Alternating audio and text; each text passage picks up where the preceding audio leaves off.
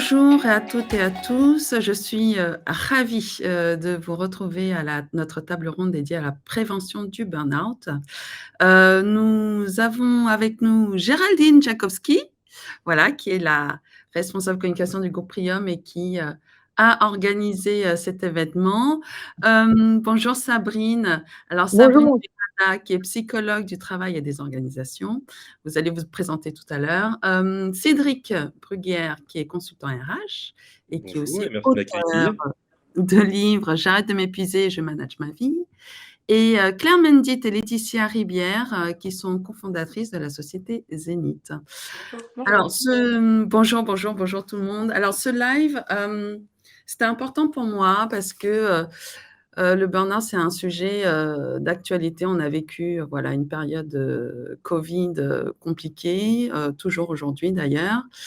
On en parlait tout à l'heure avec Cédric et Claire et Laetitia, le contexte aussi international, voilà, l'inflation, beaucoup de sujets qui nous pèsent en fait mentalement, nous en tant que salariés, en tant que professionnels, dirigeants d'entreprise.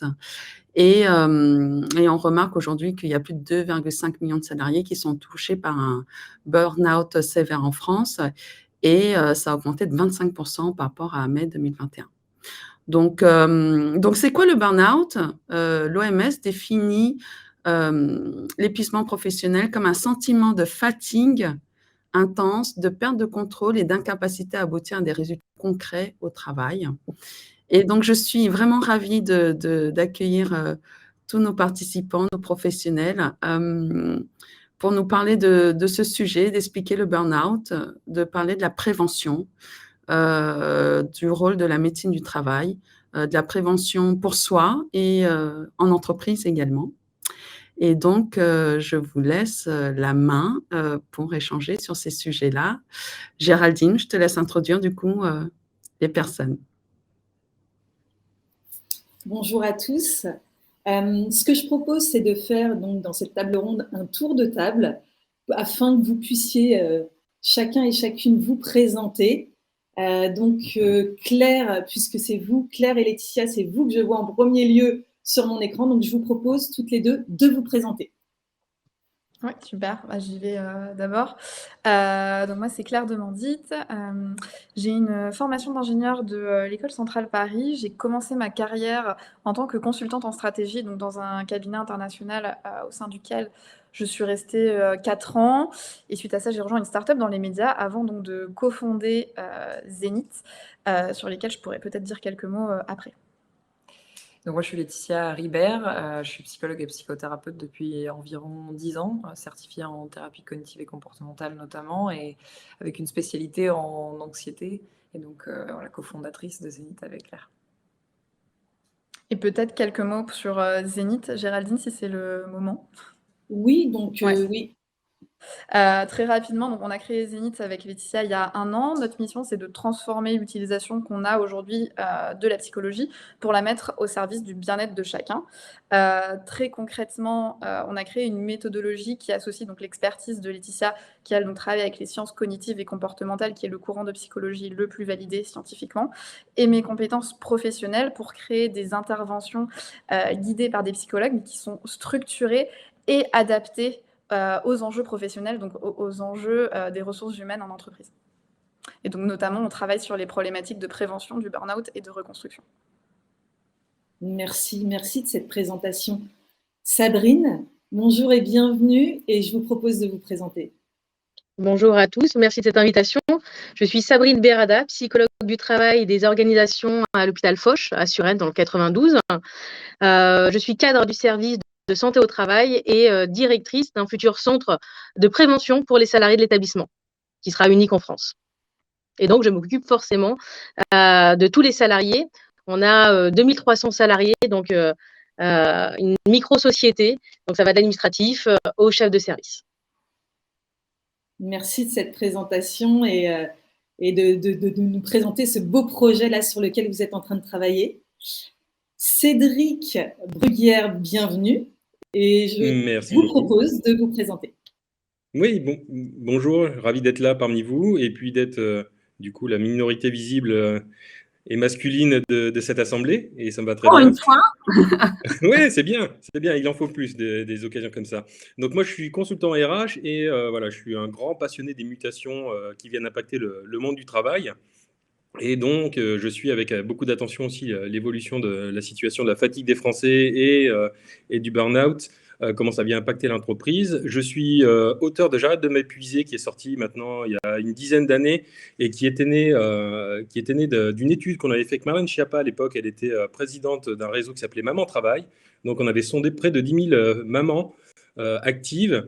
Et les premiers résultats qui nous avaient édifiés, c'était que voilà, dans leur journée, 74% des femmes sautaient leur repas et que plus de 60% d'entre elles se déclaraient en situation d'épuisement. Et donc, ce qui a généré derrière la création de ce livre, où voilà, c'est un livre à double entrée qu'on peut faire soit en lecture classique, soit venir faire du picking en fonction des sujets qu'on intéresse pour prévenir l'épuisement. Hein. Ce n'est pas un livre qui a vocation à guérir du burn-out, parce que ça, c'est plus des spécialistes comme Sabrine qui sont habilités à vous accompagner avec leur formation médicale et leur connaissance médicale. Mais par contre, nous, on a mis en place un ensemble de tests, de tips, de conseils, pour vous aider à justement prévenir le burn-out et du coup sortir de la situation d'épuisement. Et je l'ai complété plus tard avec Je manage ma vie, qui sont des outils du management mis au service de la vie quotidienne pour atteindre ses objectifs et se dégager du temps justement pour se reposer. Très, très bien tout ça. Et justement, en prévenir les signes du burn-out, c'est justement le sujet dont on va parler. Moi, ce que je vous propose en premier lieu, c'est de faire un tour de table sur l'état des lieux du burn-out. Et Sabrine, vous qui êtes en milieu hospitalier, je vous propose de commencer sur un petit état des lieux, même si on en entend parler régulièrement, mais je vous propose de nous faire écho de cet état des lieux en milieu hospitalier. Alors, faire un petit état des lieux, en tout cas une image à un instant T de ce que l'on a aujourd'hui en secteur hospitalier. Donc, il faut commencer déjà par le travail. Aujourd'hui, le travail est important, il est facteur identitaire, d'identité professionnelle. Hein. On dit « je suis médecin », c'est pas simplement « je porte la blouse ». Notamment chez les médecins, ils font des années d'études, on l'est. L'identité professionnelle façonne l'identité personnelle. Et ça va être important pour la suite de notre heure ensemble. Donc, le syndrome d'épuisement professionnel a été étudié au préalable sur les métiers du care, donc de la santé. Donc, on était déjà habitué à dire malheureusement au syndrome d'épuisement professionnel en milieu hospitalier. Arrivait la crise Covid. Là, pour le coup, ça a bien frappé. Donc, on a eu des vagues successives. Je vais commencer rapidement sur la première vague. On rentre en guerre. C'est ce qu'on nous dit à la télé à 20h, on rentre en guerre. Bon, ok. Nous, on est en blouse blanche. Bon. On a le stéto autour du cou. Pourquoi pas on y va et on voit que il n'y a pas beaucoup de métiers. Donc, ce qui est sympa quand on est à Paris, on peut circuler facilement, mais ça fait tout drôle. Donc, on va, les soignants sont présents, avec, n'oublions pas sur la première vague, la crainte d'une maladie dont on ne sait pas comment elle se propage. Donc, on porte. Donc, nouvel effet de mode, ça fait partie maintenant de notre panoplie. Et il y a l'adaptabilité. Et ce terme va être très important pour la suite. Lors de la première vague, on a de cesse de se réadapter à des organisations de travail. On ne sait pas comment ça se propage. Donc, on se réadapte tous les jours avec les consignes de la haute autorité de santé. En dépit d'un rythme infernal, hein, parce qu'il n'y a plus de jour, il n'y a plus de nuit, on ne vit qu'à l'hôpital et qu'à travers l'hôpital, les professionnels montrent une endurance et un engagement sans faille. Deuxième vague, vague maintenant lente et éreintante, on n'a pas de projection positive, puisque on a toujours le Covid, on essaie de s'adapter, mais on a du mal, on ne comprend pas. Pas encore de vaccin à ce moment-là. Et surtout, on ne sait pas accompagner, en fait, on n'y arrive pas. On souhaiterait accompagner du mieux possible les patients, mais on n'y arrive pas. Pareil, on ne sait pas comment accompagner au mieux la fin de vie, notamment avec les patients en réanimation. Et donc là, on ressent une culpabilité. Comme je vous l'ai dit tout à l'heure, je suis soignant. je l'incorpore. Donc là, je me sens coupable de ne pas prendre en charge du mieux que je peux le patient. Et là, on voit apparaître une fatigue compassionnelle. Troisième vague, lassitude, exaspération. On a ras-le-bol parce que déprogrammation, reprogrammation, réorganisation des activités, armement, désarmement. Donc, armement, c'est on se remet en mode Covid, on s'enlève parce que forcément, il faut aussi que l'hôpital puisse faire une activité. Déplacement des professionnels, j'allais dire d'un secteur A à un secteur B. Alors, on va dire d'unité non Covid, on va le mettre dans une unité Covid. Et donc là, pareil, on est dans l'adaptabilité en permanence. Simplement, là, on a la troisième vague. Et là, on commence à voir apparaître des troubles alimentaires, troubles du sommeil. Et ça va être très important pour la suite, et notamment pareil, dans le déroulé de notre heure. Quatrième vague, là, les salariés ne se reconnaissent plus dans le métier. Ce que je fais, ce n'est pas moi, je suis un automate. Et puis là, aujourd'hui, on a la 8e vague. Les dernières études ont montré que 67% des soignants se disent en syndrome d'épuisement professionnel. C'est énorme. On le voit aussi au regard de l'entreprise avec des démissions, des changements. On ne devient pas infirmière parce qu'on a trouvé de la lumière. Généralement, c'est petit, on se dit « j'ai envie d'aider ». Et donc là, on a cette perte de vocation. C'est un engagement, c'est une vocation. Tout à fait, tout à fait.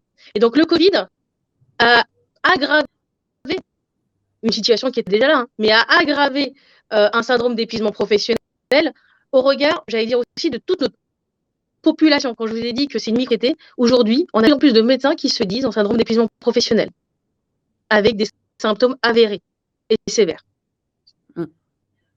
Voilà. Je vous ai fait un peu le topo du monde hospitalier aujourd'hui sur le syndrome d'épuisement professionnel. Merci Sabrine, merci beaucoup. Qui veut prendre la suite ? Je peux y aller. Peut-être plus sur la partie entreprise de manière générale. Déjà, quelques chiffres pour se rendre compte de l'ampleur du sujet dont on parle aujourd'hui.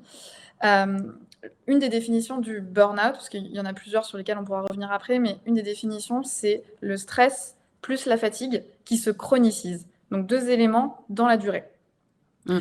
Juste, si on regarde déjà ces 2 éléments, aujourd'hui, donc c'est le comptoir Malakoff-Médéric qui a fait une étude en 2022, de laquelle est ressorti que 40% des salariés français se sentent stressés au travail. Au-delà de ça, on a 50% des salariés français, encore une fois, qui se sentent épuisés et qui ont des difficultés à concilier vie professionnelle et vie personnelle. Et donc, comme je le disais, l'épuisement professionnel, c'est la résultante de ces 2 éléments. Et donc, aujourd'hui, on estime qu'il y a 10% des salariés français qui sont en situation d'hyperstress, donc dangereux pour leur santé. Et ensuite, selon les sources, on va être entre 5, 10, 15% de la population active qui est concernée par le burn-out chaque année. Donc, c'est vraiment énorme. Et donc, mon message, là, c'est de se dire, on peut tous être concernés par l'épuisement professionnel, par le burn-out. Ce n'est pas une situation exceptionnelle qui arrive à très peu de personnes. Donc là, j'ai parlé du stress et de la fatigue. Il faut savoir qu'il y a un autre élément qui est notamment relevé par Masla, donc qui est une référence en termes de prévention et de gestion du burn-out, qui est aussi donc l'influence de l'environnement et donc notamment un rapport qui va être négatif, qui va devenir négatif par rapport au travail. Et ça aussi, c'est quelque chose qui est souligné par les chiffres de Malakoff-Médéric, puisque les salariés qui trouvent le moins de sens dans leur travail sont ceux qui sont aujourd'hui le plus arrêtés. Et donc, je finirai ce petit état des lieux rapide sur les entreprises par dire que les entreprises ont vraiment un intérêt majeur à travailler sur le sujet, parce que je vais être un peu en avance, notamment sur la question qui a été posée, on y reviendra après, mais en fait, le burn-out, c'est une somme de facteurs entre guillemets individuels. On va tous avoir une sensibilité un petit peu différente au stress et à la fatigue, et ça, c'est normal parce qu'on est tous différents. Mais c'est aussi des facteurs environnementaux. Ça va être l'environnement, si on parle d'épuisement professionnel, l'environnement de travail qui va avoir un impact là-dessus. Donc, en dehors du fait de vouloir garantir le bien-être des salariés ou au minimum ne pas les mettre en situation de mal-être au travail, on estime que le coût aujourd'hui pour une entreprise du mal-être au travail, c'est situé selon les sources entre 2 000 et 10 000 euros par an par employé. Donc, il y a en plus un vrai incentive financier pour les entreprises. Oui, c'est un sujet qui est très important pour les entreprises. Enfin, c'est juste nécessaire et une obligation pour les entreprises enfin voilà, de gérer ce sujet et de la prévention aussi vis-à-vis des salariés. Et toi, Cédric, par rapport voilà, quel est ton avis, ton état des lieux? Ouais, déjà pour commencer, je voulais reclarifier aussi cette définition de burn-out, parce qu'il y a plusieurs niveaux aussi dans le burn-out. On parle beaucoup d'épuisement, mais il y a aussi les burn-out sévères. Et là, c'est vraiment les cas les plus inquiétants. Moi, je ne suis pas médecin, donc j'ai une définition qui est non médicale, mais moi, je le caractérise comme quelque part comme un effondrement de la psyché. C'est comme, pour prendre une image, c'est comme le tilt sur un flipper. Ça veut dire que à force de se sursolliciter sa psyché et son corps, on met son intégrité physique à mal. Et le cerveau qui estime du coup qu'il y a une situation à risque, tilt. Il disjoncte le cerveau, ce qui génère du coup cet effondrement. Et moi, j'ai eu des cas, par exemple, un DRH que je croisais régulièrement toutes les semaines, qui, entre deux réunions, entre deux sites, s'est arrêté au bord de la 4 voies, ne sachant plus quoi faire. Il a été obligé d'appeler son patron au bout d'une vingtaine de minutes pour avoir de l'aide, et ils sont venus le récupérer parce qu'il était complètement effondré, il ne savait plus quoi faire. Donc ça, c'est pour donner vraiment ce que ça peut générer en niveau extrême. Et puis, ce que je voulais dire également sur l'état des lieux, et pour élargir un peu plus et rebondir sur ce que disaient Claire et Laetitia, c'est que ce n'est pas uniquement une situation qu'on retrouve au milieu professionnel, parce que voilà, l'épuisement, les sollicitations ne sont pas que dans la situation professionnelle.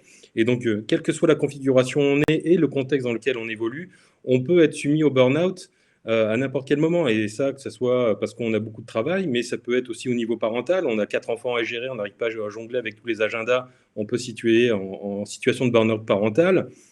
Et puis, on l'évoquait tout à l'heure aussi, les éléments contextuels exogènes qui nous impactent, que ce soit le Covid, l'éco-anxiété, le contexte international, le contexte français, l'inflation, tout ça, ça vient aussi créer une chape de plomb dans notre esprit qui peut renforcer ce sentiment d'épuisement. Et d'ailleurs, pour illustrer ça, je voulais m'appuyer sur une étude qui est sortie le 11 novembre dernier à la Fondation Jean Jaurès, qui, avec un titre évocateur, hein, c'est grosse fatigue et épidémie de flemme, comme une partie des Français a mis les pouces. Et eux, ils indiquent que dans leur étude, ils ont relevé que 41% des Français se sentent fatigués. 45% d'entre eux estiment qu'ils ont la flemme et se dissuadent de sortir de chez eux.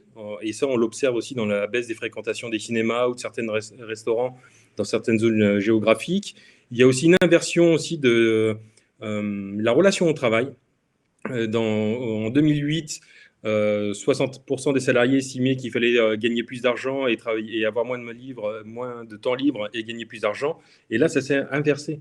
Maintenant, c'est seulement une trentaine de pourcents qui considèrent ça, alors que c'est 60% qui estiment qu'il faut privilégier le temps libre. Donc, il y a vraiment un écrasement de la sphère personnelle sur la sphère travail qui indique que voilà, une certaine fatigue au niveau français et qui est potentiellement une situation à risque et qui explique l'augmentation des burn-out que vous évoquiez en préambule.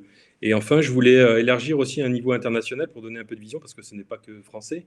Le Japon, c'est le numéro 1 du burn-out, après la France, et il y a d'autres pays qui commencent à s'y intéresser, comme le UK, où ils ont chiffré à plus d'1 milliard d'euros la situation des facteurs de stress des Anglais, les USA également, avec des études, dont une qui a été couverte sur 7 pays de mémoire, où là, des chiffres importants indiquent aussi des problèmes d'épuisement, et surtout chez les jeunes, parce que dans leur étude, ils révèlent que 84% de la génération Z est épuisée, 74% des millennials, 47% des baby boomers. Donc on voit, c'est un phénomène qu'on retrouve beaucoup dans les pays dits occidentaux, où la culture de la performance économique et professionnelle est très présente. Et puis voilà, ce que je voulais dire en élément complémentaire à ce qui a été dit précédemment, pour élargir un peu plus la vision à un niveau macro. C'est vraiment un sujet qui touche tout type de catégorie d'âge, enfin toute catégorie d'âge, tout milieu professionnel. Comment tu vois les parce qu'on choses? peut être un retraité actif et se retrouver en situation de burn-out, parce que on est encore parent de 2 enfants qui sont par exemple universitaires ou sur la rentrée du marché du travail, et on les soutient financièrement et en termes d'organisation dans leur rentrer dans la vie active. Plus on s'occupe de la maman qui est en perte d'autonomie, on lui fait ses courses, on vient la visiter régulièrement, donc ça rajoute une charge supplémentaire. Plus éventuellement ses engagements associatifs à côté, plus le contexte, plus éventuellement un déménagement, une crainte pour son emploi. Donc voilà, on s'aperçoit que plusieurs choses peuvent venir télescoper et venir épuiser la personne dans son contexte. Donc c'est pas forcément lié à un contexte vraiment cloisonné, mais c'est la somme. C'est la somme des choses que l'on vit et la charge mentale que l'on peut avoir qui peut venir impacter ce niveau de fatigue. Justement, en parlant de ce sujet, moi, ce que je vous propose, c'est de pouvoir évoquer les signes avant-coureurs au burn-out et de donner des clés à nos auditeurs. Donc, ce que je propose, c'est Claire, je te propose de prendre la parole sur justement ces signes avant-coureurs. Comment détecter à un moment donné qu'on est sur le fil? Alors là, je vais m'appuyer sur la définition de la Haute Autorité de Santé, donc qui définit 5 types de signaux. Donc sur ces 5 types, on va avoir les signaux physiques. Je vais revenir dessus après plus dans le détail. On va avoir les signaux émotionnels, les signaux relationnels, les signaux cognitifs et les signaux motivationnels.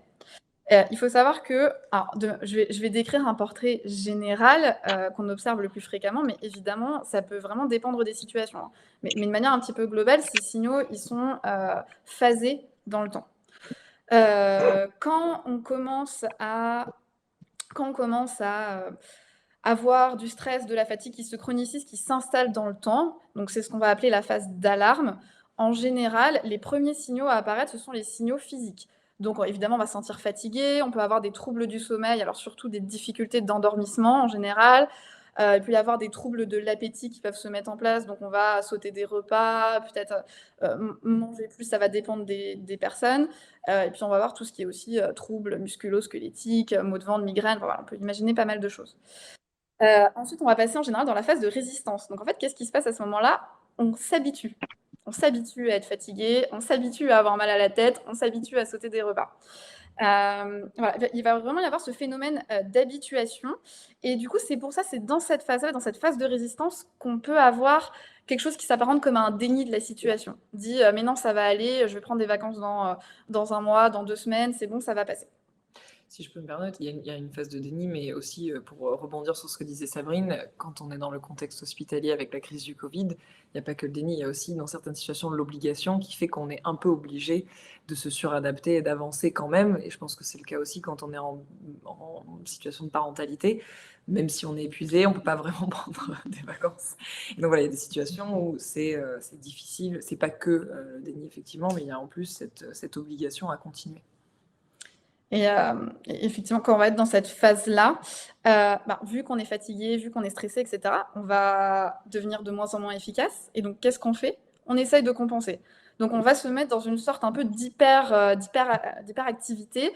On va essayer de faire plus pour maintenir justement son efficacité professionnelle. Et donc là, il y a les symptômes émotionnels qui peuvent commencer à apparaître. Donc ça, c'est quoi? Ça va dépendre de chacun. Encore une fois, on peut avoir de l'hypersensibilité, donc je vais avoir plus de mal à prendre les remarques qu'on peut me faire autour de moi. On peut avoir de l'irritabilité. Donc là, au contraire, je peux me mettre plus en frontal par rapport à notamment que ce soit au travail ou dans la vie personnelle. Si on passe cette phase-là, on va arriver en général à ce qu'on appelle la phase de rupture. Donc là, vraiment, on atteint les limites de ce que peut faire notre corps. Donc, les symptômes physiques s'aggravent. On va avoir des symptômes cognitifs qui vont faire leur apparition. Donc, c'est quoi des symptômes cognitifs? Ça va être des troubles de la mémoire. Donc, je ne me rappelle plus de mon code de carte bleue, du code pour entrer dans mon immeuble. On va avoir des troubles de l'attention. Donc, je vais faire, je sais pas, plein d'erreurs d'inattention, plein de fautes d'orthographe alors que j'en fais jamais. Et ça peut être aussi... je me trompe de sens dans les transports en commun, je descends pas en bon arrêt, je me perds, voilà, ce genre de choses. En général, dans certains cas, on peut avoir un blocage, que ce soit physique ou émotionnel, qui se met en place et qui peut, notamment dans le contexte professionnel, déboucher sur un arrêt de travail. Et enfin, on arrive à la dernière phase, qui est la phase de burn-out à proprement parler. Donc là, c'est une phase qui parfois est vécue par certains en arrêt ou on pose des congés. Voilà, en général, c'est difficile de continuer à travailler dans cette phase-là. Et là, on va avoir tout ce qui est plutôt symptômes motivationnels.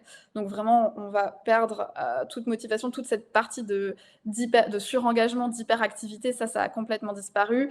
On a vraiment du mal à se mettre en mouvement et puis on perd confiance dans le travail, on perd confiance en ses capacités. Et donc, c'est dans cette phase-là, en fait, qu'en général, on peut être accompagné sur une phase de... Enfin, on peut être accompagné. Dans un premier temps, on peut être accompagné médicalement quand il y en a besoin. Et on va avoir besoin en général d'un accompagnement un peu plus long, peut-être un accompagnement psychologique, parce qu'en fait, on va vraiment avoir un phénomène de dévalorisation. On va se dire que c'est de sa faute, qu'on est nul, qu'on n'arrivera plus à retravailler, qu'on ne pourra plus avoir une carrière, ce genre de choses. Donc voilà, c'est ça qu'on appelle les symptômes motivationnels. Chose culpabilisant et qui te fait rentrer dans un cercle vicieux où tu peux pas enfin, t'as pas de vision pour ressortir en fait de C'est ça.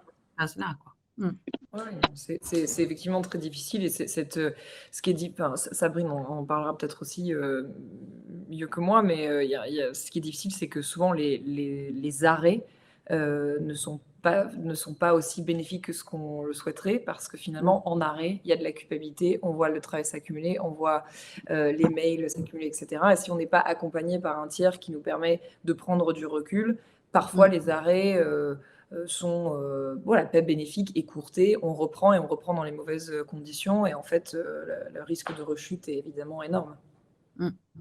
Et cette phase-là, parce que nous c'est souvent une question qu'on a, c'est quoi la différence entre le burn-out et la dépression? Cette dernière phase-là, elle peut s'apparenter à une forme de dépression, qui serait plutôt une dépression réactionnelle face à un événement. Mais voilà, c'est une phase où on va perdre en motivation, on va être plutôt au ralenti, on va avoir une forme de tristesse. La différence avec la dépression, ça va plutôt être dans les phases préliminaires, où en fait, dans le burn-out, comme je l'ai dit, on va plutôt avoir à un moment une phase d'hyperactivité, où on va essayer de compenser, alors que dans la dépression, on est plutôt sur un ralentissement global et progressif. On ne va pas avoir cette phase de surengagement au milieu. Justement, il y a quelqu'un qui pose la question dans notre auditoire. Comment faire face quand on constate ce genre de symptômes?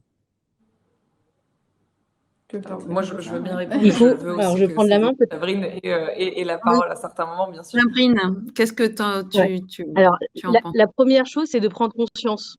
Ce qui est important, c'est ça. Moi, je prends souvent l'exemple de l'Everest, avec les 4 stades, hein, mais d'abord, il y a le camp de base, et après, on arrive à l'Everest. C'est de prendre conscience que l'on va pas bien. Parce que le problème du syndrome d'épuisement professionnel, c'est qu'on est tête dans le guidon. Et à un moment donné, là, je vais rejoindre l'exemple de Cédric, hein, c'est qu'on n'arrive plus à se lever. Et on ne se reconnaît plus. Et là, on se sent coupable de ne pas se reconnaître. Donc, si on reconnaît, bon, je vais consulter. Et puis, aux professionnels de dire, est-ce qu'on va sur un syndrome d'épuisement professionnel? Parce qu'on peut être que sur le côté émotionnel, hein. Il y a plusieurs stades, hein, et vous l'avez très bien dit, il y a plusieurs stades pour être sur un syndrome d'épuisement professionnel sévère, où là, c'est très difficile de revenir au travail et très long. Et donc, c'est pour ça qu'il faut le prendre, et là, ce côté préventif, hein, dès le départ. Donc, si on voit qu'on a des symptômes, c'est se dire, bon, attention, je vais consulter. Et normalement, alors moi, je préconise un arrêt assez court, parce que quand on a la vie professionnelle et la vie personnelle, avec les exigences, les contraintes, on a du mal à trouver cet équilibre. Vraiment. Sachant que le côté professionnel prend toujours un peu plus le pas sur le côté personnel. Si ça va pas bien au travail, ça impacte forcément le personnel. Si ça va pas au personnel, ça impacte le professionnel, mais à moindre coût. Donc, c'est se dire, stop, on se prend une semaine, et c'est pas on se prend une semaine pour regarder Netflix, on se prend une semaine, on est accompagné, et on met en route un sorte de planning. C'est par exemple se lever tous les jours à la même heure. Et sortir. Éviter les lieux où il y a éviter les centres commerciaux, parce que cognitivement, ça demande énormément d'efforts. Syndrome d'épuisement professionnel, on est comme dans une jauge d'énergie, avec un seuil, quand on n'arrive plus à se lever le matin, quand on pleure au travail chaque matin, comme un enfant qui a du mal à aller à l'école, et que là, il faut se dire. Je prends souvent aussi l'exemple du sportif. Le sportif qui a un peu mal, il va réduire sa entraînement pour éviter la blessure. Parce que s'il a une blessure, l'arrêt sera bien plus long et la rééducation sera plus complexe.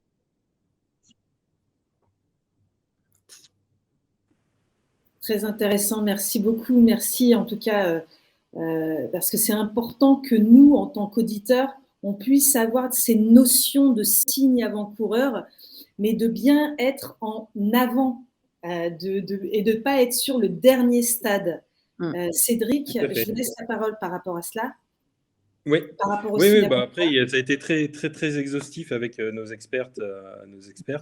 Moi, ce que je pourrais dire, c'est refaire peut-être un petit peu la synthèse et être un peu plus ancré dans le quotidien, parce que effectivement, un des premiers signes, on l'a évoqué de nombreuses fois, c'est l'installation de la fatigue. C'est le fait qu'on n'arrive pas à se lever ce matin, on n'a pas envie de sortir du lit, on manque de motivation. Bon, ça peut arriver. Après, il faut aussi se faire la part des choses, hein. Si vous avez fait la fête pendant le week-end et que le lundi matin, vous avez du mal, c'est un peu normal.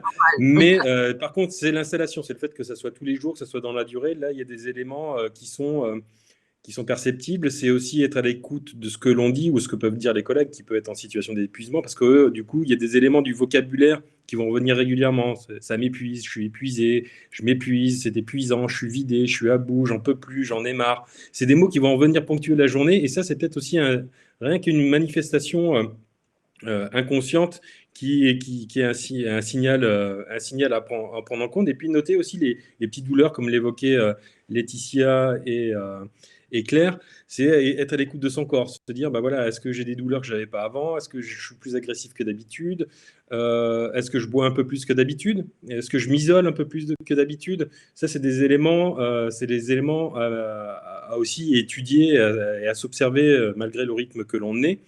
Que dire d'autre aussi? Après, si c'est vraiment ponctuel, des livres comme J'arrête de m'épuiser ou Je manage ma vie, ça peut vous être utile, parce que là, la préconisation, c'est de mettre rapidement des plans d'action pour rester concentré sur l'important et se dégager du temps pour se reposer, parce que ça aussi, c'est très important. Moi, j'évoque beaucoup la batterie. En fonction du déchargement de batterie, effectivement, c'est peut-être une semaine d'arrêt, mais ça peut être un week-end, on se ressource avec les copains, ça peut être, ou alors ça peut être beaucoup plus long si on se fait accompagner par un expert et qu'on est vraiment dans une situation de fatigue installée.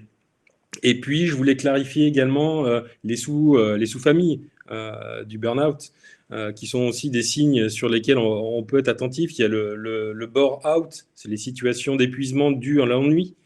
Par exemple, vous êtes mis au placard, vous n'avez pas assez de missions, pas assez de tâches à faire, bah, vous ennuyez au travail, et on vous oblige à être présent. C'est des situations épuisantes, mais en faisant attention de se dire aussi, bah, si je m'ennuie, c'est pas non plus du bore-out, hein. C'est aussi, dans certaines situations, l'ennui, c'est très bon pour le cerveau, ça le permet de se mettre au repos, et ça le permet aussi d'être créatif. Donc, on a besoin aussi d'un peu d'ennui. Il y a le burn-out, on l'évoquait tout à l'heure, c'est des situations où on perd du sens dans son travail, et donc là, on perd le sentiment d'utilité dans ses tâches, on se replie sur soi, on est démotivé. Donc ça, c'est des éléments aussi qui sont à prendre en considération. Et puis, il y a une phase que je mets aussi en avant, c'est le burn-in. C'est ce qui précède le burn-out, où là, on est vraiment sur une phase où on intériorise complètement sa fatigue, mais on continue à avancer, à s'épuiser, et on ravale sa souffrance, mais on continue à avancer, on se surinvestit, on fait des heures sup, on prend de nouveaux dossiers alors qu'on est déjà surchargé. Et là, franchement, on est dans une situation où on va être un kamikaze du burn-out, hein. Ça veut dire que dans quelques jours, quelques semaines, il risque d'avoir vraiment un effondrement. Et là, il faudra basculer sur une hospitalisation ou le suivi, un arrêt avec un suivi très poussé de nos expertes psychologues. Eh bien, justement, restons sur ce dernier sujet dont vous venez de parler, Cédric. Et on en avait parlé avec Laetitia, Claire, en préparation de cette table ronde. Le surengagement. Alors, Laetitia, je vous laisse la parole sur le surengagement.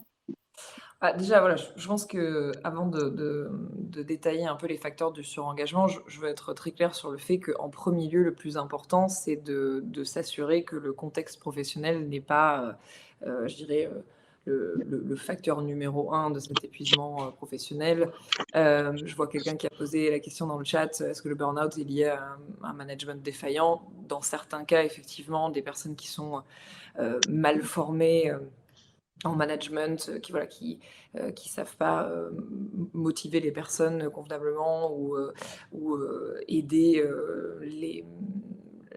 leurs collaborateurs à traverser des périodes de stress et de pression comme on connaît depuis quelques années, notamment avec le Covid. Bon, évidemment que d'abord, il faut se poser la question du contexte professionnel et c'est pour ça que parfois les arrêts sont nécessaires parce qu'il faut s'extraire de ce contexte-là.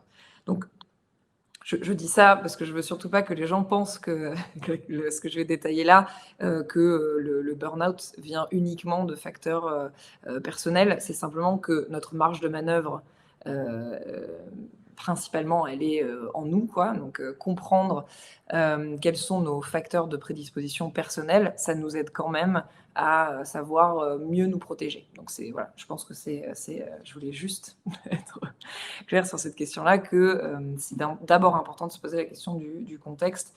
Et je souligne aussi ce que disait Sabrine sur le fait que c'est extrêmement important qu'il y ait une prise de conscience et que les gens se sentent légitimes dans leur souffrance parce que c'est le démarrage de tout ce travail d'introspection après sur le fait de pouvoir étudier nos facteurs de surengagement et de savoir se protéger.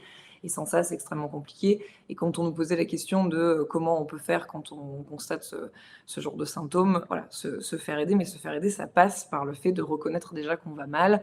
Et je sais que j'accompagne beaucoup de personnes qui me disent le moment où j'ai vraiment compris que je vais me faire aider, c'est quand j'ai regardé par exemple le test de Maslach ou quand je suis allée chez le médecin et qu'on m'a donné une liste de symptômes et que je me suis retrouvée dans autant de choses. Donc c'est aussi acheter les livres de Cédric et regarder les symptômes et se dire je me vois dans tout ça. Et ben forcément c'est un moment où ça objective les choses et on se dit ok, si je coche toutes les cases, c'est que je suis face à ça. Et donc c'est légitime de dire que ça va mal et que j'ai besoin d'aide. Donc maintenant, je passe sur les facteurs de surengagement. Donc voilà, la question, c'est de se poser la question individuellement de nos facteurs prédisposants. On a essayé un peu avec Claire de se dire c'est quoi, quelles sont les particularités, les caractéristiques qu'on peut avoir au niveau individuel et qui peuvent nous mettre un peu plus à risque dans des situations de burn-out. Déjà, il y a une fragilité de l'estime de soi. Si on sait qu'on est toujours à la recherche de facteurs externes en fait, pour pouvoir valider un sentiment de valeur personnelle, ça, c'est des choses qui peuvent nous mettre un peu en difficulté. Ensuite, il y a la difficulté à savoir évaluer notre niveau de ressources et à poser les limites nécessaires pour pouvoir préserver les dites ressources, quel que soit, je dirais, le niveau du réservoir. Donc ça, c'est extrêmement important. Ensuite, il y a une difficulté à faire confiance aux autres et à savoir déléguer. Vous voyez comment on peut appliquer toutes ces choses-là aussi au burn-out parental par moment. Donc voilà, c'est une difficulté effectivement à faire confiance aux autres, à lâcher un peu le contrôle sur l'action. Ensuite, on a la question du perfectionnisme. On a beaucoup parlé depuis le début de ce live de la question de la culpabilité, d'une difficulté peut-être à supporter une forme d'échec ou ce genre de choses. Voilà, le rapport à l'échec, c'est quelque chose il faut savoir assouplir pour pas se mettre en danger. Et enfin, la question de l'évitement. Alors, je m'explique. Vous savez, on parle parfois de workaholisme, c'est-à-dire c'est le terme anglo-saxon qui est un peu un hybride entre alcoolisme et travail. Donc, c'est quand on est dans une forme d'addiction au travail. Quand il y a un surinvestissement du travail, quand il y a une forme d'addiction au travail, c'est aussi intéressant de se dire, est-ce que je ne suis pas en train de surinvestir le travail pour éviter d'autres choses qui sont plus compliquées dans ma vie. Et finalement, voilà, c'est difficile de faire face à ces autres aspects de la vie qui, en ce moment, sont compliqués pour moi. Je vous parle de ça parce que je peux voir régulièrement des patients qui sont en train de vivre des choses extrêmement difficiles sur le plan personnel et qui, en fait, surinvestissent le travail aussi pour se couper un peu de ces problématiques-là. Voilà. Donc, je pense que c'est intéressant d'essayer de voir si, selon ces 5 aspects, finalement, on se retrouve un peu dans ça. Et donc, sur le site de Zénith, on a d'ailleurs écrit un article sur ce sujet où on redétaille un peu ces 5 facteurs-là. Et on essaie je vois qu'il y a beaucoup de questions sur les clés, etc. Donc, où on essaie de donner des clés, des exercices, et on propose des lectures aussi qui peuvent qui peuvent vous apporter des choses sur ces différents thèmes selon ce dans quoi vous retrouvez. bien, merci en tout Moi, cas je pour voudrais rajouter un sixième facteur d'engagement qu'on n'a pas évoqué, mais je trouve que c'est intéressant dans le contexte dans lequel on est, notamment, c'est le manque d'argent, parce qu'on a parlé de manque d'estime de soi, effectivement, le manque de confiance envers soi ou envers les autres, mais aussi la situation économique personnelle qui peut être un facteur de surengagement. Parce que quand on a la difficulté de joindre les deux bouts, on peut être tenté justement à se surengager pour avoir un retour sur investissement de son engagement en faisant des heures supplémentaires ou en prenant un deuxième job en plus de son premier job, et donc de se retrouver à une situation où on va pousser son organisme au-delà des limites qu'il peut supporter. Et puis vraiment mettre en lumière la notion de perfectionnisme. Moi, je l'appelle le syndrome de Wonder Woman, et pour les hommes de super soldats, c'est-à-dire que voilà, dans toutes les sphères aujourd'hui, on a une culture de la performance qui fait que on veut être une super copine, une super maman, une super collègue, une super épouse. Donc, on va se surinvestir dans toutes les dimensions, en sachant que voilà, on ne peut pas être sur tous les combats. Et si on est trop attaché à voilà, si on veut être trop parfait dans toutes les dimensions, on va finir par se retrouver dans une situation d'endettement. Donc, il faut savoir aussi lâcher prise sur certaines dimensions, en sachant qu'on ne peut pas être présent partout, tout le temps, à chaque instant. Partout, tout le temps, à chaque instant, et c'est pourtant ce qu'ont vécu, à mon avis, c'est ce que vous avez vécu dans le milieu hospitalier durant une certaine période, Sabrine. Alors, je vous propose de nous parler de ce surengagement et ce que ça entraîne dans les équipes. Alors, on l'avait même avant la période Covid et puis exacerbé avec la période Covid. Hein, on s'oublie, c'est du don de soi. Je vais tout faire pour les autres et donc on s'oublie complètement. Et donc ça, c'est l'engagement, et le surengagement, c'est que je vais tout faire le maximum possible. C'est pas mon maximum, c'est le maximum possible au regard de l'organisation, d'un sous-effectif, d'un patient. Donc on s'oublie complètement pour mettre en œuvre l'action. Et c'est là où est le problème, c'est que du coup, on fait les choses, on devient, à force de, ça c'est les organisations de travail, hein, ça devient une habitude, c'est comme une urgence. Après, tout devient une urgence, donc on n'a plus cette qualification d'urgence, on le fait, c'est une habitude. Et donc après, c'est incorporé dans une manière de travailler, dans un management, dans une organisation. Tout ce qui a été dit, et c'est exactement ça, hein, j'allais dire le maître mot, c'est le lâcher prise. C'est prendre du recul la situation et trouve dans cette situation. C'est, j'allais dire à chaque fois, changer cette paire de lunettes sur le travail, le monde du travail. Donc ça, c'est les facteurs exogènes, donc l'environnement de travail. Donc on a la surcharge de travail, conflit de rôle, conflit de valeurs. Pareil, hein, manque de contrôle. Il y a le côté financier, la reconnaissance financière, mais ce qui est très important et qui, des études le montrent, hein, c'est la reconnaissance symbolique. Bravo, good job. Ça, c'est très important. Parce que c'est l'estime de soi, c'est la valorisation de soi. Et comme je l'ai dit tout à l'heure en préambule, le travail, l'identité professionnelle façonne l'identité personnelle, et j'allais dire l'identité de maman façonne l'identité de femme, et des fois prend complètement le pied, hein, sur l'identité de femme, si je prends l'exemple et le corollaire de tout à l'heure. Donc c'est qui je suis et se sentir, c'est-à-dire que je ressens. Est-ce que j'ai un trouble d'humeur? C'est ce que nous, on appelle la thymie. Ça, c'est très, très important, parce que quelqu'un qui, et puis là, est colérique, irritable, on va se poser la question, qu'est-ce qu'il y a? Donc, on va gratter et se dire, bon, bah, pourtant, cette personne, elle est partout, tout le temps. Et c'est ça, le partout, tout le temps. Et ben, on s'éparpille. Et je reprends encore l'exemple, hein, de la jauge d'énergie. Attention à cette jauge d'énergie, un peu comme Super Mario, hein, à trouver son champignon et sa fleur pour avoir un regain d'énergie. Et ben ça, c'est les activités extra-professionnelles. Et quand on est dans le surengagement, quand on est dans l'engagement, parce que c'est lié aussi à la personnalité, de s'impliquer, de faire les choses, à chaque fois qu'on fait les choses, c'est se dire, bon, eh ben, je fais attention à mes horaires, je fais attention à mes mails, par exemple. Est-ce que chez moi? Non. Eh ben, je peux me dire, bah, la demi-heure du matin, je ne fais que lire mes mails et je vais checker tous les mails que j'ai pas pu faire, mais pas chez moi. Pareil, on se pose la question des activités extra-professionnelles. Ça, c'est important. Notamment quand vous commencez à avoir quelques symptômes, c'est privilégier ces sphères qui vous font du bien. Et les activités extra-professionnelles, généralement, elles sont solo. C'est pas je sors pour aller faire mes courses. Non, sortez pour, j'allais dire, sentir l'air. Faites de la poterie. Aller faire du sport. Ce qui est très bien, c'est la natation. parce que généralement, les gens ont des problèmes de dos ou veulent pas courir. La natation, c'est parfait parce que la natation, on peut pleurer, on peut crier, on peut taper très fort. On aura l'impression juste que vous êtes un rapide du bassin. C'est tout. Et là, on extériorise tout ce qu'on a pu emmagasiner. Et je peux vous assurer qu'après, on se sent bien et on peut, en tout cas, se permettre, j'allais pas dire de se concentrer, parce que quand on commence à être sur un épuisement professionnel, on a du mal à se concentrer. Lire 15 fois la même ligne, vous n'allez rien absorber. C'est normal, c'est que c'est pas le bon moment pour lire. Donc, dans le surengagement, il faut juste faire attention. On a des gens qui, de par leur personnalité, sont engagés, ont besoin aussi de la reconnaissance et donc j'allais dire, d'être dans le challenge. Simplement, des fois, il faut réduire ce côté challenge et le remettre à ses compétences, sa capacité, tout à l'instant T où on est.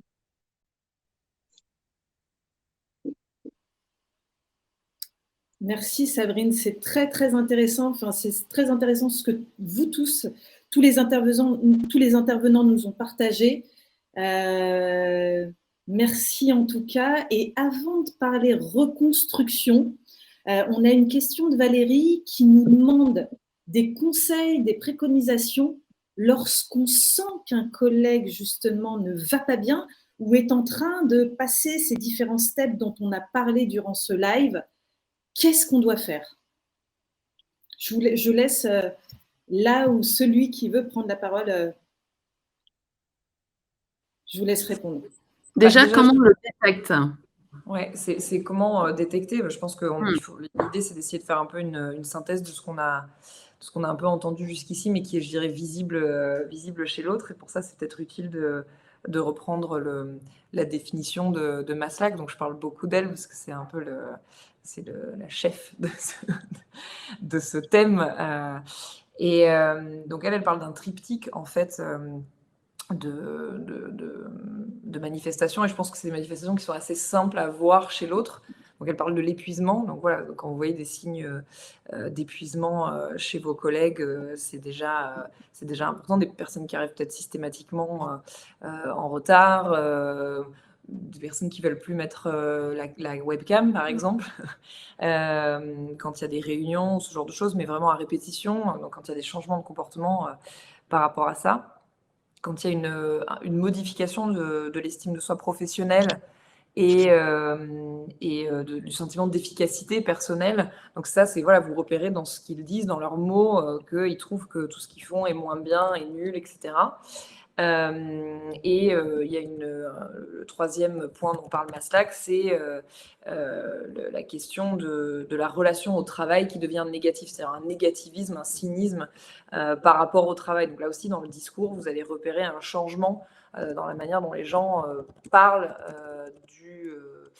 du travail, du contexte professionnel. Ça va vous paraître extrêmement négatif, par exemple. Donc après, je pense que quand ça devient... Là j'essaie de donner des billes pour repérer, peut-être quand on est encore au stade de prévention. Donc comme disait Sabrine tout à l'heure, c'est le moment où on aime en tant que psychologue intervenir, parce que c'est le moment où c'est le plus efficace. Parce que évidemment, il y a des moments où vous allez voir des collègues exploser en sanglots au travail, et donc là effectivement ça paraît plus évident qu'on est face à une situation de burn-out, ou en tout cas un gros risque. Donc l'idée, c'est d'essayer de repérer les choses le plus en amont et à oser dire quelque chose et le souligner, et avoir des mots pour légitimer la souffrance chez l'autre quand on est en phase, je dirais, encore où la prévention peut être encore très utile. Merci Laetitia. Ce qu'on va faire, c'est qu'on va écouter Sabrine et on accueillera Guilla Clara qui nous a rejoint. Sabrine, sur le sujet du « j'ai un collègue qui va mal, qu'est-ce que je dois faire ?» Alors, ne pas hésiter à aller lui parler. Aujourd'hui, le syndrome le burn-out n'est plus tabou. Il y a 20 ans, c'était plus compliqué. Aujourd'hui, c'est entré dans les mœurs que ça existe et qu'il y en a beaucoup. Donc, ne pas hésiter à en parler et surtout donner des faits. Toujours avec bienveillance. Regarde la manière dont tu as parlé à ce client et lui retourner. Qu'est-ce que tu en penses?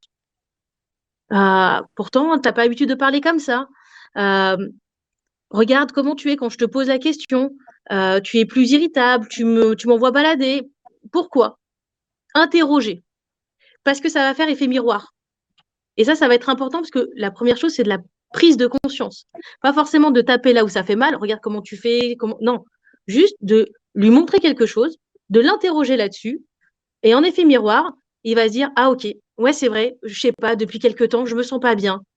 Et de l'accompagner dans cette démarche de déculpabilisation. Ça, c'est très important. Ça arrive à tout, hein, c'est juste une phase. Mais il faut, en tout cas, y aller. Il faut consulter, ou en tout cas se prendre en charge, mais il faut y aller. Ça, c'est important.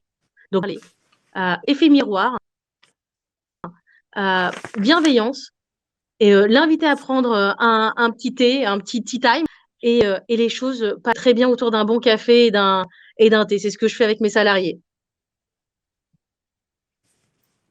Merci Sabrine, merci. Gila Clarakissous nous a rejoint. Merci Gila, car je te sais sur le Women's Forum durant 2 jours. Et d'ailleurs, Hélène et moi te rendrons visite. Merci de ton invitation. Alors, par rapport, donc justement, comme je te l'ai indiqué, on a évoqué durant ce live les signes avant-coureurs du burn-out. On a évité le surengagement en entreprise sur des projets, le surengagement professionnel ou le surengagement personnel. Là, on avait une question par rapport justement à nos collègues. Lorsqu'on voit dans notre entourage quelqu'un qui va mal, qu'est-ce qu'on doit faire? Est-ce qu'on doit agir? Et Laetitia et Sabrine ont répondu. Donc voilà, tu arrives à ce moment-là. Donc si tu le souhaites, tu peux prendre la parole. On abordera ensuite la reconstruction, mais si tu le souhaites, par rapport à ton expérience d'accompagnement, je te propose de prendre la parole. Avec grand plaisir, vous entendez, je suis au Women's Forum, donc il y a beaucoup de bruit, mais je vous envoie plein de bonnes vibes, puisqu'en fait, c'est ce que l'on reçoit ici. Merci de me faire intervenir et j'entendais ce que vous disiez par rapport à la reconstruction, par rapport aux conseils qui sont vraiment bienvenus. Ce que je peux dire, moi, par rapport à la façon dont on va traiter un burn-out d'un point de vue de coaching, puisque moi, c'est ce que je suis, on va déjà proposer à la personne de mettre des mots sur le fait d'attester qu'il y a une fatigue extrême et une fatigue pas seulement psychique, mais physique. En fait, ça, c'est vraiment quelque chose de très important, de pouvoir reconnaître qu'on a une double fatigue psychique et physique. À partir de là, cette question de savoir comment on se reconstruit, elle va être fondamentale, mais uniquement lorsqu'il y a une reconnaissance aussi de certains états émotionnels.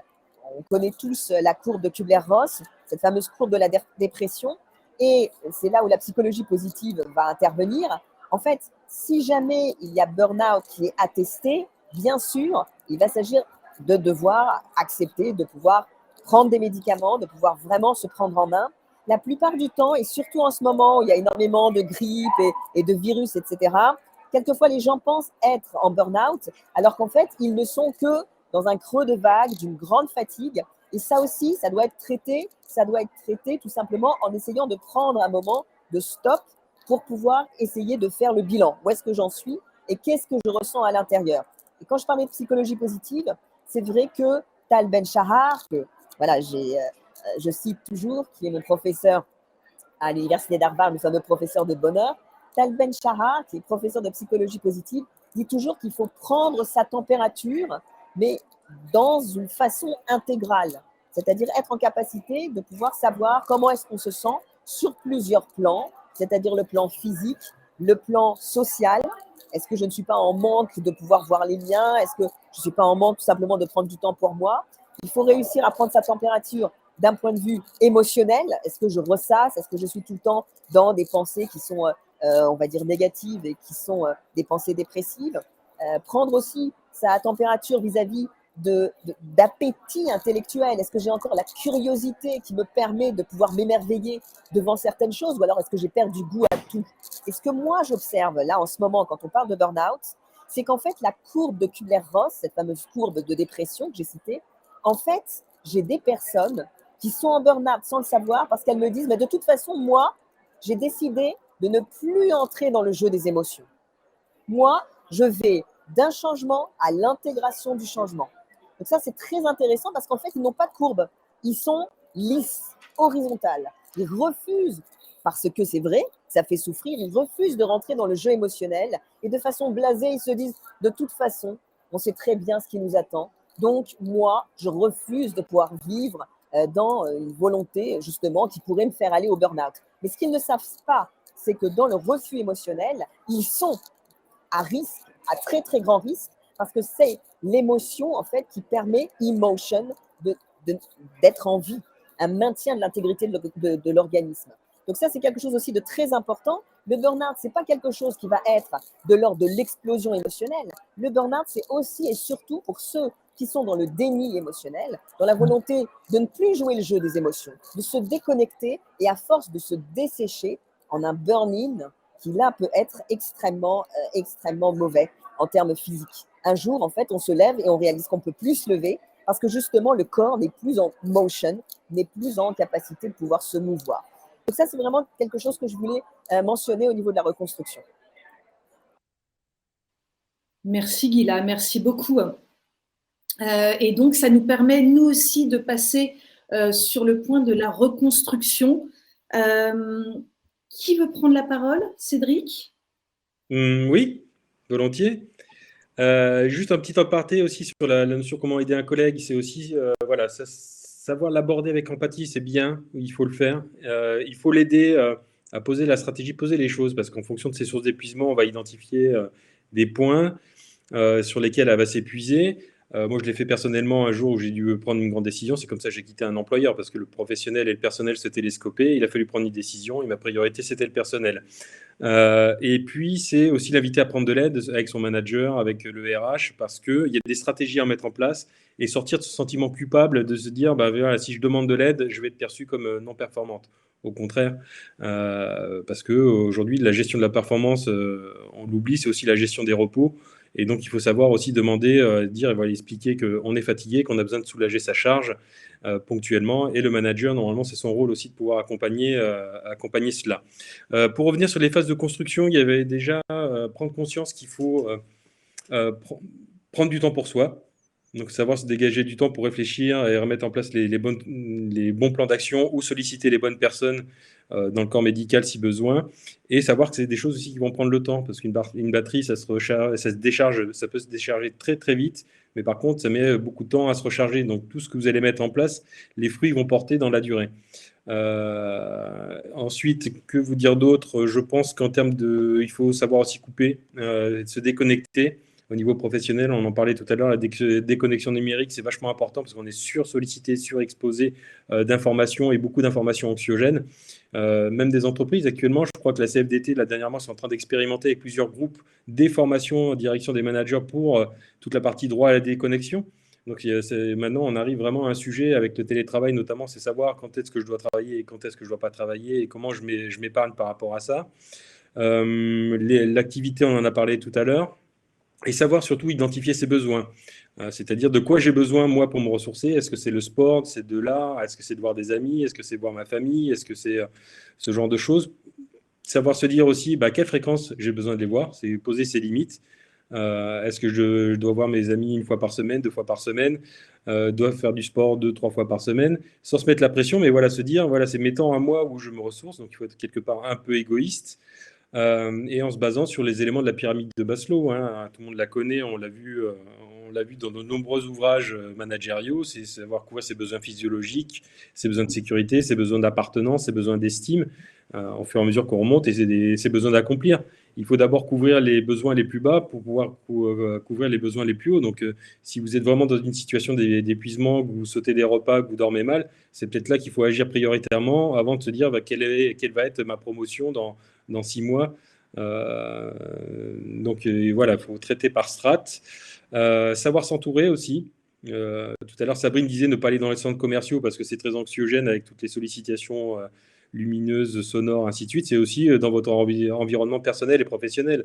Donc évitez de vous retrouver avec des personnes toxiques ou des situations toxiques et privilégier les personnes qui sont là, qui vont être positifs, à l'écoute, qui vont être là en soutien, vous encourager dans ce que vous allez mettre en place. Voilà des éléments sur la reconstruction. Et un dernier élément, pour revenir à les notions de charge mentale, savoir écrire. Reprendre le goût à écrire les choses, les poser. Parce que le cerveau, en fait, il est fait pour avoir des idées, il n'est pas là pour les retenir. Donc, si vous avez des choses qui vous préoccupent, écrivez-les et traitez-les. Et traitez-les. Et il y a plein d'outils que je mets dans Je manage ma vie, que ce soit la matrice urgent important ou Getting Things Done, qui permettent de se dire comment je priorise toutes les choses que j'ai à faire. Est-ce que je les fais moi-même? Est-ce que je les délègue? Le fait d'écrire, ça va déjà soulager votre esprit et vous allez voir beaucoup plus clair ce que vous avez à faire. Merci Cédric pour ces clés. Et évidemment, ces clés qu'on retrouve dans le livre « J'arrête de m'épuiser ». Et je crois qu'il y a même 21 jours, il y a un programme de 21 jours que vous proposez au sein de ce livre. Tout à fait, c'est 21 jours parce que ça fait écho à des études qui ont été faites au niveau médical pour dire que pour changer une habitude, il faut entre 20 et 30 jours pour imprimer une nouvelle habitude à son cerveau. Et donc, nous, on a privilégié le chiffre 21 parce que voilà, c'est 3 fois 7, 2 fois le chiffre magique. Et généralement, c'est à peu près la moyenne de temps qu'il faut imprimer pour imprimer une nouvelle dynamique au cerveau, une nouvelle habitude. Et donc, du coup, on a décliné jour après jour un petit programme qui, chaque jour, on va traiter un sujet, que ce soit comment prendre conscience, comment j'interagis avec ma sphère personnelle, comment je redeviens plus zen avec des tips et des astuces. Voilà. À chaque fois, chaque jour, on traite un sujet. En sachant qu'on n'est pas obligé de suivre le programme en fonction de ce qu'on a besoin, on peut prendre un jour ou l'autre, mais au moins ça permet de se structurer, de se dire voilà, si je veux prendre le sujet à cœur, en 21 jours, je peux sortir d'une situation d'épuisement si je me prends en main et que je suis ce petit programme. Très bien, en tout cas, merci beaucoup pour toutes Merci ces informations. Sabrine, vous qui accompagnez donc le personnel hospitalier de l'hôpital Foch, en termes d'accompagnement pour la reconstruction, qu'est-ce que vous faites au quotidien? C'est déjà faire comprendre qu'il faudra du temps. Parce que quand on est sur engagement, on veut que tout aille très vite. Et donc, la reconstruction aussi. Et donc, une reconstruction éclair d'une semaine, ça n'existe pas. Donc, c'est se dire que ça prend du temps. C'est pas des années, ça dépend après de la personnalité et de l'état, de la situation, de l'état de santé du salarié. Mais c'est déjà se dire, ça prend du temps. Et ensuite, un accompagnement, donc une confiance, ce qu'on appelle une alliance thérapeutique, et de tout se dire. C'est-à-dire que, pareil, on va réduire les activités à floison, donc les grosses sorties, les grosses fiestas. On va se limiter à des dîners avec 2, 3 personnes parce que, en fait, plus il y a des devoirs, engager une communication, ou en tout cas ne serait-ce que répondre. Et ça demande une énergie cognitive de prendre l'information et de pouvoir répondre. Et donc, s'il y a trop de dépenses cognitives, je reviens sur ma jauge d'énergie, et je réduis mon énergie. Donc, c'est se dire, un peu comme sur un planification très scolaire, hein, c'est j'ai mes activités, j'ai mes sorties de temps en temps, et c'est en fait comme un investissement immobilier. Je vais investir de l'énergie, mais derrière, ça va me faire du bien. Et donc, je vais rentabiliser cet investissement. Et donc, ma jauge d'énergie va augmenter plus qu'elle n'aura descendu. Donc, là, voilà. La reconstruction, elle commence comme ça. Elle commence à savoir qu'est-ce que la personne aime. Et elle va vous dire, parce qu'à l'instant T, elle n'aura envie de rien. Et donc, il faudra revenir et se dire, mais avant, qu'est-ce que vous faisiez? Ou qu'est-ce que vous avez toujours voulu faire? Ah, de la poterie. J'ai envie de me mettre à la danse. On peut commencer comme ça. Et puis, à chaque étape, valoriser la personne. Bravo pour ce que vous faites. Bravo pour cette activité. C'est très bien. Et en fait, c'est un peu comme des petits bonus, hein, un peu à la Super Mario. C'est qu'à chaque fois que la personne va accomplir ses petites marches, en tout cas va franchir ses marches, c'est valoriser la personne et lui faire comprendre, pareil, effet miroir, mais regardez ce que vous avez pu faire. Ah, je suis pas bien avec dans mon travail, je veux une rupture conventionnelle, mais je ne sais pas comment demander parce que je me sens nulle. On va accompagner cette personne. Elle va réussir à faire tout, à lui faire comprendre parce que elle va dire ok, c'est bon, c'est passé. Non, on tourne pas la page. Regardez ce que vous avez pu faire, ce que vous avez pu mettre en place, ce que vous avez engagé comme énergie, investissement, valorisez ça. Et là, elle va dire ah oui, c'est vrai. Et il faut prendre le temps de ça. Ah oui, c'est vrai. J'ai réussi. D'accord, ok. Et un peu comme l'Everest. Allez, on monte au-dessus. Et ensuite, pas à pas. C'est vraiment comme un sportif hein, qui reprendre l'entraînement et qu'on emmène aux Jeux Olympiques, il faut aller pas à pas. Et donc, la reconstruction, c'est doucement, on commence tranquillement, et puis après, on devient sur un marathon, en tout cas semi-marathon, puis un marathon. Mais initialement, c'est juste une petite foulée. Et valoriser à chaque. Et si la personne n'y arrive pas, ce n'est pas grave, parce qu'on est déjà dans la culpabilité. Ce n'est pas grave, on va réadapter. Et on fait ensemble. Je dis souvent à la personne, je suis avec vous, et si vous n'allez pas bien, bah, je vous prends par le col de la blouse. Mais vous n'êtes pas seul.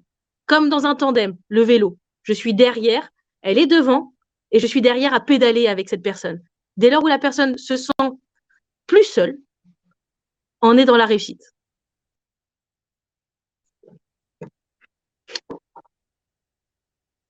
Eh bien, quel travail! Et c'est bien là tout le projet dont vous nous avez parlé tout à l'heure, sur lequel vous travaillez en fait, puisque vous êtes directrice du futur centre de prévention et travail de l'hôpital Foch. Donc ça, ce sont des sujets sur lesquels vous travaillez chaque jour en fait, Sabrine. Oui, alors il va ouvrir en janvier, donc il sera unique en France. Ça va être un pôle d'expertise, un centre d'expertise pour les salariés de l'établissement, avec une prise en charge de la tête aux pieds. Alors, j'allais dire, les cordonniers sont les plus mal chaussés. Moi, la première, problématique de pieds, semelle orthopédique, de lunettes. J'ai mis période Covid. Et quand je tourne auprès des salariés pour leur demander, eux, s'ils ont le temps de faire les choses, ils n'ont le temps de rien. Et quand ils ne sont pas au travail, eh ben, ils s'occupent de leurs enfants. Donc, ils n'ont plus de temps pour eux. Et ils ne s'occupent pas, en fait. Donc, du coup, ce centre, c'est vraiment, il y aura plusieurs spécialistes, donc toujours sur de la prévention. Hein. On n'est pas sur du suivi, dépistage, cancer. Donc, il y aura une psychologue clinicienne pour les troubles du sommeil. Donc, faire des ateliers, parce que forcément, à l'hôpital, on a des salariés de nuit, on a des gens qui font de l'alternance. On a des jeunes qui sont beaucoup sur leur écran et sur Netflix et qui dorment tardivement. Et donc, par contre, il faut se lever à l'heure. Qui dorment moins de 6 heures par nuit. Donc, tout ça, on va les mettre en place. Il y aura aussi des ateliers sur la gestion des conflits, la dissension. On n'a pas assez parlé, mais l'importance des collègues, du soutien social. En tout cas, voilà, c'est des choses qui vont se mettre en place. Et donc, voilà, de l'ophtalmo, de la dermato, de la gynéco et de la psy, forcément. Eh bien, bravo pour ce beau projet, en tout cas. On va vous suivre pour savoir, pour avoir la date de la naissance, de l'éclosion de ce projet. Merci, Sabrine. Claire Laetitia, en matière de reconstruction, je vous laisse la parole. Déjà, je voulais juste répondre à 2 questions que j'ai vues dans le chat. Quid de la médecine du travail, et je crois que j'ai vu la démission est-elle une solution? Parce qu'il y a eu déjà pas mal d'éléments qui ont été précisés par rapport à la question de la reconstruction, et je pense que ce que je voulais apporter, ça permet de répondre un peu à ces questions-là, c'est de dire la manière dont les choses se terminent, elle est aussi déterminante dans la manière dont on se reconstruit. C'est du cas par cas, donc dire il ne faut pas démissionner, c'est pas, voilà, je ne dirais pas ça, mais je pense qu'il est préférable d'être accompagné, soit dans le milieu hospitalier, soit par une thérapie en ville, soit peut-être, Claire va détailler un peu les programmes qu'on propose chez Zénith, mais l'idée, c'est de se dire que c'est cet accompagnement qui va permettre une prise de recul et qui va nous permettre de prendre la meilleure décision et de sortir un peu la tête du guidon et d'éviter peut-être des choses impulsives et qui vont finalement nous faire du mal, comme parfois une démission, parce que Cédric disait très justement qu'un facteur qui pouvait générer du burn-out, c'était par exemple une fragilité de la situation financière. Une démission peut souvent nous mettre un peu dans ce genre de situation, et souvent quand on est épuisé, on n'est pas vraiment dans les bonnes conditions pour chercher un nouveau travail, donc ça peut être assez délicat finalement de démissionner dans ce genre de cas. Et donc voilà, il y a une question sur la médecine du travail. Évidemment que la médecine du travail est là pour nous accompagner, pour nous aider à revenir aussi de de différentes manières. Moi, j'ai accompagné beaucoup de personnes qui sont revenues à temps partiel après de longs arrêts, par exemple. Il y a toutes sortes de manières d'aménager le temps de travail et le retour pour que les choses se passent bien. Et donc, et voilà, il y a aussi l'approche qu'on propose chez Zénith qu'on trouve particulièrement utile. Donc, je laisse Claire en dire quelques mots. Effectivement, et je pense que je vais appuyer ce qu'a dit Sabrine, c'est que la reconstruction, ça prend du temps, et plus on est allé loin, plus ça prend du temps. Donc c'est aussi un moment où on peut être accompagné pour faire le point, revenir déjà sur ce qui s'est passé, comprendre comment aujourd'hui on va se raconter cet épisode et comment ensuite on va le raconter aux autres. Parce que forcément, c'est des questions qui vont nous être posées dans la reconstruction, dans la suite. Donc c'est important de se poser, de réaliser ce travail de rétrospective, de points et de projection dans le futur quand c'est le moment, parce qu'il ne faut pas que ça arrive trop tôt. Et donc effectivement, nous, c'est pour ça qu'on propose et fait un programme sur la reconstruction du burn-out, mais aussi des choses qui sont plus dans la prévention, sur la gestion du stress, trouver son équilibre pro-perso. Effectivement, sur la question sur la démission, dans le travail de reconstruction, c'est une question qu'on va pouvoir se poser. Est-ce que cette entreprise me permet de répondre à mes besoins? Est-ce que les valeurs, le travail ou les valeurs portées par cette entreprise sont en cohérence avec les miennes? C'est des questions qu'il faut se poser à ce moment-là, et en fonction de la réponse, on va pouvoir se dire est-ce que je reste pas? Nous, c'est vrai que quand on accompagne des personnes sur ce sujet, une des questions qui arrive dans les objectifs de l'accompagnement, c'est est-ce que je peux rester dans cet environnement tout en me préservant? Donc c'est en réalisant un accompagnement, une prise de recul qu'on va pouvoir répondre à cette question-là. Et puis c'est aussi quelque chose qu'on a déjà dit, mais je revoyais la question passée. Il y a des facteurs environnementaux, et nous, c'est aussi pour ça que chez Zénith, on travaille aussi avec les entreprises pour les aider à mettre en place un environnement qui soit propice au bien-être au travail, que ça passe par la culture, les valeurs, la direction, la formation des managers. Voilà, c'est des choses importantes. Quand on fait un travail individuel, c'est pas forcément quelque chose sur lequel on a de la marge de manœuvre. Donc là, la question, c'est plutôt de se dire, est-ce que l'environnement à date me permet de me préserver? Merci pour tous ces éléments. Hélène, est-ce que tu veux prendre la parole? Merci infiniment à vous toutes et à Cédric qui a dû partir pour vaquer à sa deuxième partie. Ça a été un live hyper enrichissant. Déjà poser le cadre, je pense que c'est important. De prévenir également. Je pense que moi, ce que je retiens, c'est déjà, il faut savoir s'écouter. Ça, c'est une première chose. Un autre sujet, c'est surtout ne pas culpabiliser parce que ça arrive à beaucoup de personnes et ne pas culpabiliser vis-à-vis de son entourage, vis-à-vis de sa société et pour pouvoir se prendre en charge. J'aime beaucoup ce que disait Clara tout à l'heure, Gilad tout à l'heure, c'est écouter ses émotions. Voilà, c'est vrai que sans les émotions, on n'est juste pas vivant et on peut facilement atteindre ce burn-out. Et ce qui est encourageant, c'est que la reconstruction est possible à partir du moment où on prend conscience de cet état d'épuisement et que ça se fait pas à pas et qu'il y a un apprentissage et qu'on prend du temps pour soi et surtout ne pas se couper de ses proches, d'avoir un environnement bienveillant, pas toxique, pour pouvoir aussi prendre des décisions. Donc, merci infiniment pour ce live. Ça a été vraiment très, très riche, moi, à titre personnel. Et puis, je pense que pour tous les auditeurs, c'était top. Voilà. Donc, je vais mettre sur le commentaire quelques informations. J'ai commencé à mettre. Voilà, n'hésitez pas à contacter Claire de Mendit et Laetitia Ribert de la société Zénith. Donc, vous pouvez les contacter à Zénith Pass. Donc, si vous êtes une entreprise et que vous souhaitez travailler sur les sujets de la prévention, et je mets le lien tout de suite sur le chat LinkedIn. Et puis j'ai mis aussi quelques liens sur les livres de Cédric Bruguière que je n'ai pas encore lu et que je vais regarder de ce pas parce que ça donne des astuces, c'est très concret. Je pense que on a aussi besoin de ça, c'est d'avoir des petits conseils concrets pour pouvoir avancer voilà, par petits pas. Et comme disait aussi Sabrine, c'est par petits pas et ne pas culpabiliser. Donc, merci à vous toutes. Merci Géraldine pour cette organisation de ce live qui, voilà, au top, toujours au top Géraldine. Et puis voilà, c'est écoutez-vous, quoi.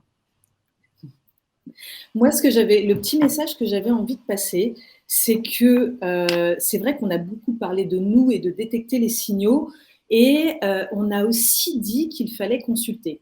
Et je sais, pour avoir dans mon entourage des personnes qui ont cette opinion, je sais que parfois, c'est vraiment un grand pas pour certains et certaines d'aller voir une psychothérapeute, une psychologue, le médecin du travail. C'est-à-dire qu'en fait, il y a certaines personnes qui n'imaginent pas faire ce pas. Mais en fait, aujourd'hui, on sait détecter, et on en a parlé durant tout ce live, les signes avant-coureurs. Donc, allez-y, poussez la porte. J'allais dire, tout le monde est en capacité aujourd'hui de pouvoir consulter librement et simplement une psychothérapeute comme l'est Laetitia, une psychologue, la médecine du travail comme Sabrine. Donc, il ne faut pas hésiter. Je sens des signes, j'y vais, je fais ce pas. Voilà. Ça, c'était vraiment le message que j'avais envie de passer en cette fin de live. Et évidemment, merci parce que Sabrine, on s'est eu plusieurs fois en amont de ce live. Laetitia, Claire, vous aussi, ça a été de dégager votre agenda puisque Laetitia exerce encore en libéral pour pouvoir intervenir à ce live. Donc, merci à toutes. Merci à Gila qu'on verra sur le Women's Forum, et puis à Cédric qui lui aussi a dégagé du temps et qui est venu intervenir sur ce live. Voilà. Le mot de la fin, Hélène, je te laisse le mot de la fin. Sabrine. Voilà, non, mais c'est voilà, j'espère que ce live vous a plu. Les échos sont très positifs. Voilà, c'est des petits moments de bulle, de partage aussi. Et merci à vous.